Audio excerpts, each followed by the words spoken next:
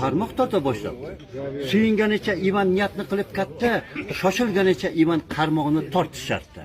Voy, qarasaki qarmoqda oltin baliq turibdi. Yalni o'zini har tomonga uribdi. Gapimni eshit Ivan, bir nafas, tilagingni aytsang bas. Insonlarning g'ami ko'p, buni yaxshi bilaman. Xohlasang 55 qop dollar sovg'a qilaman. Balki senga mashina yo qachoni kerakdir. Go'zallikda tengi yo'q bir jonona kerakdir. Tilagingni ayt Ivan, bajaraman barisin. Xohlasang yuboraman oldinga suv parisin. Ivan shoshilib o'ylanib qoldi shu vaqtda, oltin baliq tutdi, bu ham bo'lsa bir baxtda. Rus yigiti o'zini qo'lga olib bir pasda yagona tilagini baliqqa aytdi asta. Birgina tilagim bor, shuni bajarsang bo'ldi. Rossiya o'lkasiga o'zbeklar rasa to'ldi. Ketinglar desak hech quloq solmayapti. Ularning dastidan bizga ish qolmayapti.